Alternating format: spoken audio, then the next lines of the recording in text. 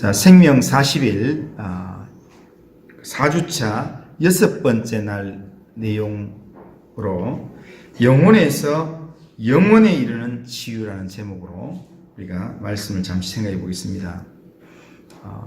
시편 23편은 우리가 잘 알고 있는 누구나 다 익숙하게 알고 있는 내용이지만 이 시편 23편은 연약한 자에게는 능력을, 그리고 불안한 자에게는 평안함을, 절망하는 자에게는 소망과 회복을 경험하게 해주는 아주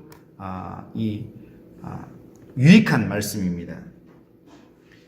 오늘 본문에서 목자이신 주님은 내 영혼을 소생시키는 분이라 그렇게 말씀합니다.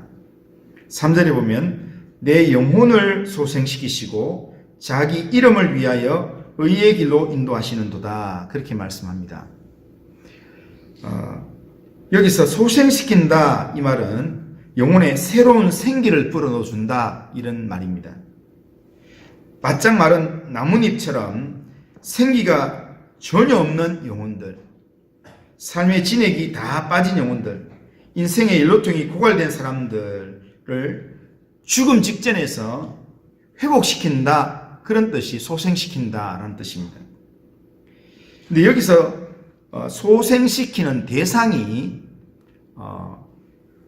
영이 아니라, 히브리어로 영 하면은 루아 해서 성령으로 이야기하기도 하고, 우리의 이 육체와 비교해서의 영을 이야기하는 이런 영이라고 이야기하지 않고 여기 보면 영혼이라고 그렇게 표현하고 있습니다. 그러니까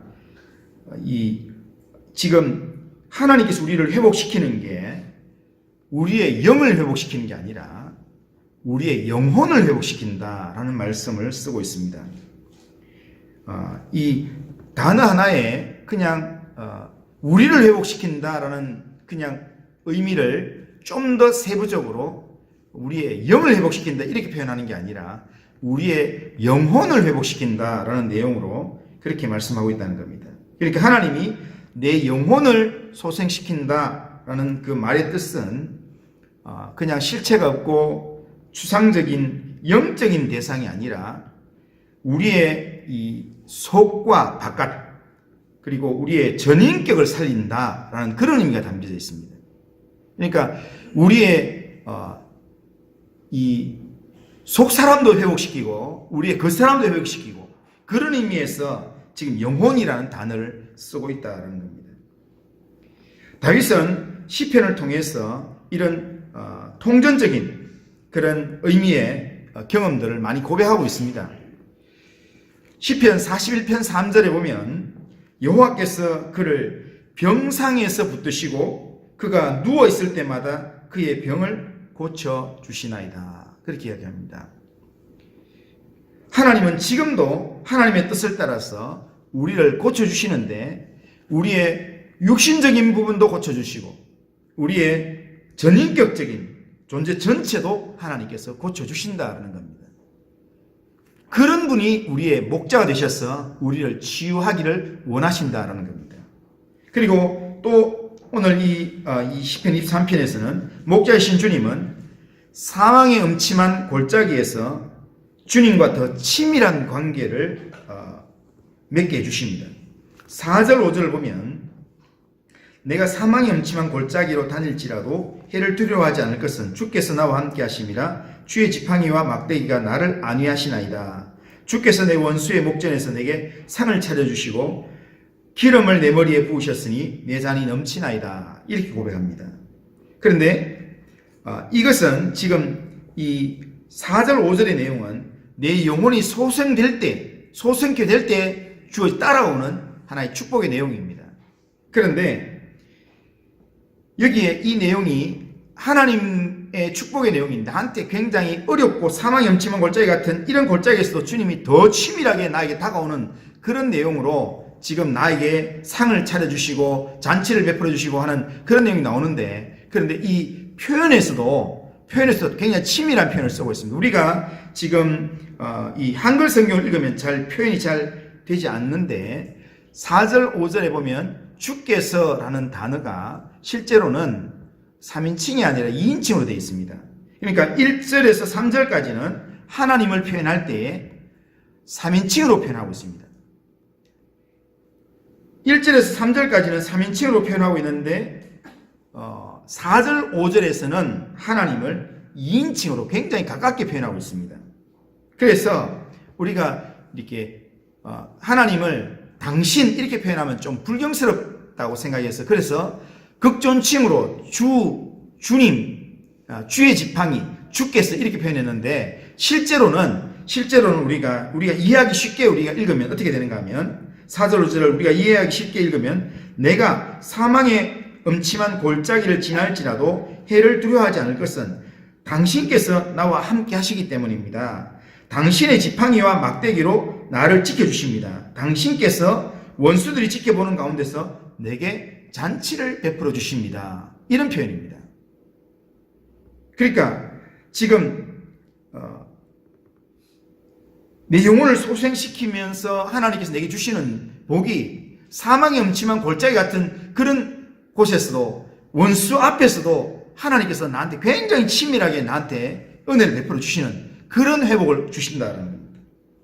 물론 사망의 음침한 골짜기에 우리가 오래 머물게 되면 우리는 때로는 마음이 불편할 수도 있고 화가 날 수도 있습니다. 때로는 섭섭하기도 하고 상처를 받을 수도 있습니다. 하지만 내가 사망의 음침한 골짜기에 있다고 해도 그 기간이 오래 지속된다고 해도 하나님의 지팡이와 막대기가 나를 지켜주고 있다. 하나님이 나와 함께 하신다. 라는 것이 믿어진다면 우리는 깊은 상처와 원망을 우리는 막아낼 수 있습니다. 그런 상처와 원망 없이 우리는 주님을 더 의지하면서 살 수 있다는 겁니다. 우리가 예수님을 믿어도 상황이 어려워지면 일시적으로는 마음이 힘들고 괴로울 수 있습니다. 이 험한 세상을 살아가는 동안 불가피하게 우리가 겪는 일이기도 합니다. 하지만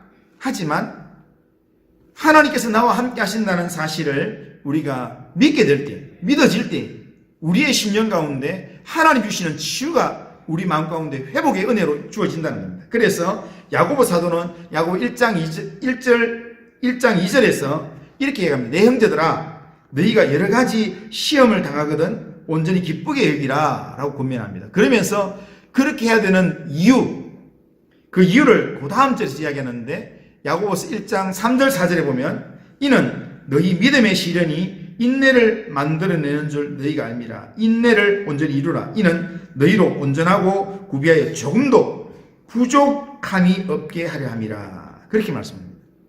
그러니까 우리 하나님은 어려움과 고난의 순간도 한순간도 하나님께서 낭비하지 않으시고 다 우리를 온전하게 하시는 일에 다 사용하신다는 겁니다. 이것이 주님이 우리에게 주시는 치유의 내용이고 치유의 축복이라는 겁니다. 우리는 사망의 음침한 골짜기, 때로는 원수가 내 앞에 있는 것 이런 게 없었으면 좋겠다 하지만 그 모든 것들이 하나님께서 우리를 치유하시고 우리를 회복하시는 한 과정의 내용으로 하나님이 다 활용하신다는 겁니다. 그것 때문에 하나님께서 우리에게 회복하시는 그런 치유의 내용들이 더 풍성하게 나타난다는 겁니다. 하나님 앞에서는 버릴 게 하나도 없습니다. 하나님께서 우리의 모든 내용들을 다 활용하셔서 우리를 주의 지팡이와 막대기로 우리를 온전하게 치료해 주신다라는 사실입니다. 그리고 또 한 가지는 우리를 치료해 주시는데 말씀의 지팡이와 막대기로 우리를 소생시켜 주신다는 겁니다. 이 말씀의 지팡이로 소생시켜 준다는 게 뭐냐면 주의 지팡이와 막대기로 나를 안위하신다 이렇게 얘기했는데 우리를 지켜주시는 게 뭘로 지켜주시는가 하면 시편 19편 7절에 보면 여호와의 말씀은 완전하여 영혼을 소생시킨다 합니다. 우리의 영혼을 소생시키는 게 뭐냐면 하나님 말씀으로 그렇게 한다는 겁니다. 여호와의 증거는 확실하여 우둔한 자를 지혜롭게 하고 소생시킨다고 이야기합니다. 그러니까 하나님 말씀으로 그렇게 한다는 겁니다. 이 세상의 많은 것들은 잠깐의 즐거움과 감동을 줍니다. 좋은 강의, 좋은 음악, 좋은 사람들 만나면 잠깐은 좋습니다. 그러나 그것이 완전하진 않습니다. 영원한 즐거움을 주지 않습니다. 그러나 성경에는 어려운 환경에도 소성케 된 예가 많이 있습니다. 우울증에 걸렸던 엘리야도 하나님의 말씀으로 세미한 음성으로 온전케 되는 그런 은혜를 경험했습니다. 그리고 예수님 배신했던 베드로도 예수님 만나서 예수님이 들려주시는 회복의 말씀으로 온전히 회복되었습니다. 하나님의 말씀은 어떤 경우에도 우리 인생의 방향을 새롭게 잡아주고 우리가 길을 헤맬 때 우리의 길을 붙잡아주고 방향성을 새롭게 해주신다는 겁니다. 그러기에 우리의 삶 가운데서 혹시라도 우리의 마음이 낙심이 된다면 하나님의 말씀에 우리 인생을 조명해 보아야 합니다. 하나님의 말씀 앞에 내 인생을 맡겨봐야 합니다.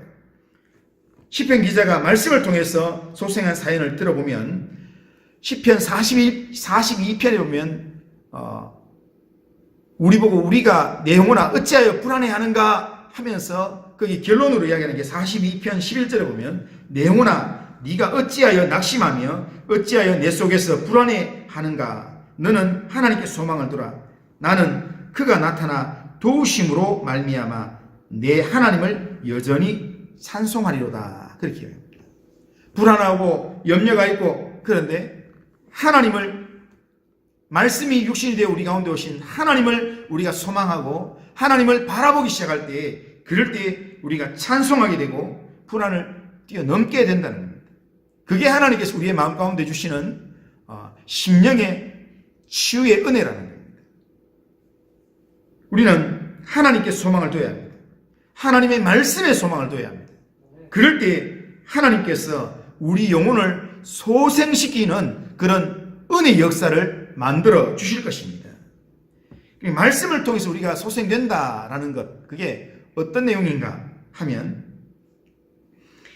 예레미야 애가 3장 22절 23절에 보면 이런 말씀이 있습니다. 여호와의 인자와 긍휼이 무궁하심으로 우리가 진멸되지 아니함이니이다. 이것들이 아침마다 새로우니 주의 성실하심이 크시도소이다.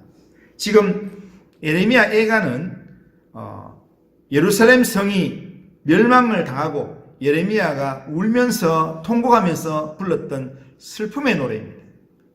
슬퍼서 절망이 되는 상황 가운데서 땅을 치며 있는 중에 예레미야가 무엇을 묵상했는가 하면 하나님의 말씀 속에서 하나님의 인자하심과 하나님의 긍휼하심을 묵상했다는 겁니다. 하나님의 인자하심과 긍휼하심을 묵상할 때 여호와의 인자와 긍휼이 무궁하시다는 게 그 마음 가운데 깨달아지는 순간 이것들이 아침마다 이 예레미야를 새롭게 만들어 주셨습니다. 아침마다 새롭게 만들어 주시니까 주님의 행하실 일이 믿어지기 시작하고 주님의 성실하심이 크시다 하면서 주님이 행하실 일에 대한 기대가 막 생기는 겁니다. 그게 하나님의 말씀이 소성케 되는 우리를 소생시키는 하나의 내용이라는 겁니다. 지금 우리가 상황을 바라보면 예루살렘 성이 무너지고 나라가 망하고 우리의 삶이 정말 형편없이 무너지는 이런 상황 가운데서 환경을 바라보면 우리는 희망이 없습니다. 그런데 하나님의 말씀을 묵상하고 하나님을 의지하는 중에 그 말씀 가운데서 하나님께서 내 마음을 새롭게 만들어 주신다. 거기서 현실은 똑같지만 그러나 소망이 생기면서 희망이 생기면서 그러면서 날마다 아침마다 새 마음으로 하나님 앞에 기도할 마음이 생기고 하나님 앞에 엎드릴 수 있는 그런 마음이 생긴다는 겁니다. 우리 그리스도인들은 하나님을 믿음으로 바라보면 아침마다 하나님이 부어주시는 회복을 경험할 수 있습니다. 경건의 시간을 통해서 하나님께 가까이 나아가면 하나님께서 날마다 심령을 회복시키는 그런 은혜를 경험하게 된다는 사실입니다. 그러나 우리의 영혼이나 감정은 하루아침에 막 호떡 뒤집듯이 탁 뒤집어지지는 않습니다.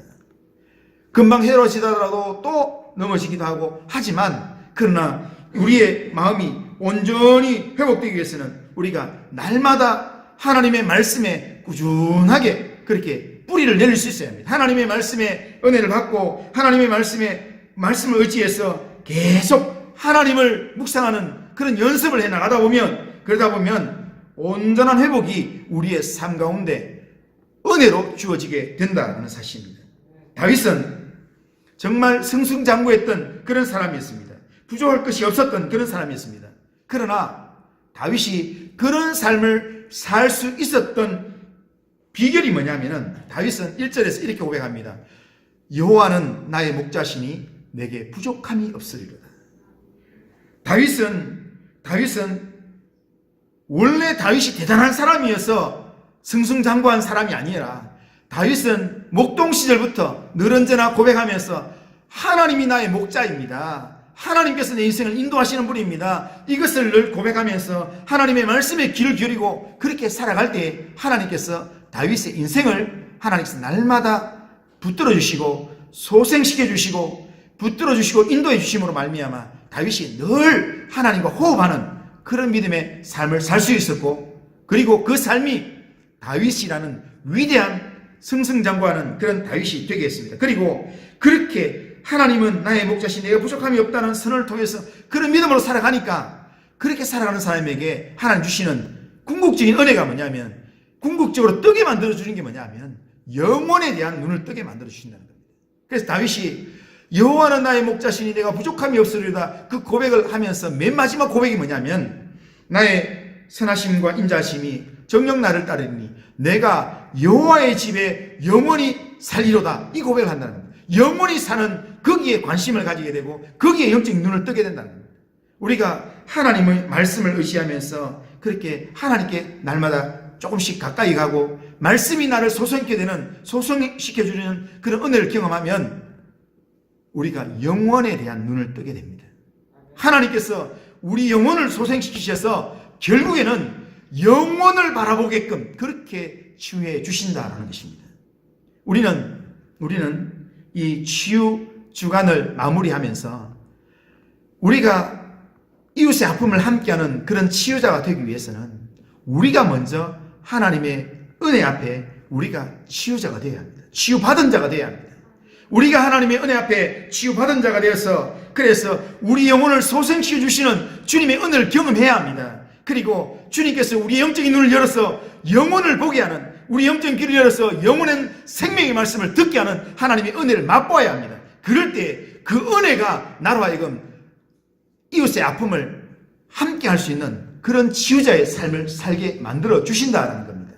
오늘 이 밤에 우리가 기도하면서 하나님 바라보면서 기도할 때 정말 하나님, 정말 내 심령 가운데 영혼이 소생되고 정말 내 영적인 눈이 뜨여지는, 그래서 영혼을 바라볼 수 있는 그런 치유가 내 심령 가운데 일어나게 주님 인도하여 주옵소서. 그렇게 기도하는 우리 모든 성도님들 다 되시기를 주님의 이름으로 축원합니다.